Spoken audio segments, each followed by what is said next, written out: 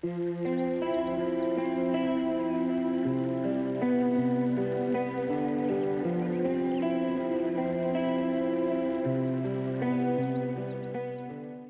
in the neighborhood had an opinion about him. His name was David. He was the guy always sitting outside in the afternoon, sometimes on the steps, sometimes under the tree across the street. No uniform, no office clothes, no obvious rush. People whispered, "Does he even work? Every time I pass here, he's just there." Some people are just comfortable being nothing. Even Ada thought so. She lived 2 houses down. Every morning she left early for work. Every evening she came back tired. And almost every time, David was there. Same place, same calm posture, same quiet smile. Sometimes he joked with her. Small banter, light comments, nothing serious.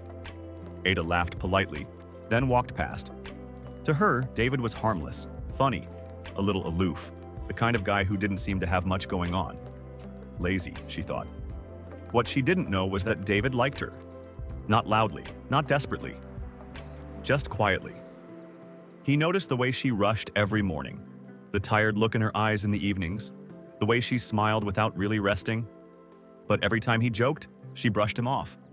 Every time he tried to talk a little longer, she kept moving. To her, he was just the neighborhood clown. Nothing serious, nothing solid. Until one evening, something didn't add up. It was past 10 p.m. The street was quiet. Power was out, as usual. Ada stepped outside to take a call and saw a faint light coming from the old store beside David's building. She paused, curious. Inside, she saw him. Not joking, not smiling, working. A small table, an old laptop, pages filled with notes, books stacked unevenly. David was focused, completely locked in. She stood there longer than she meant to. After that night, she started noticing things. David wasn't outside in the mornings because he was lazy. He was outside because he worked late into the night. He wasn't doing nothing.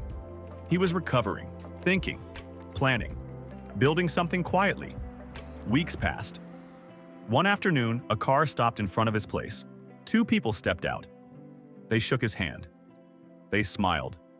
David packed his things and left with them. The street went back to normal, but the whispers changed. That guy? Turns out he's been freelancing, working with people abroad. All this time, Ada stood by her window thinking about the jokes she never took seriously, the man she never really saw, how easy it had been to judge what she never understood. Some people don't look busy, they don't announce their grind, they don't perform their struggle, they joke, they wait, they work in silence. And sometimes, the most overlooked people are building the largest futures.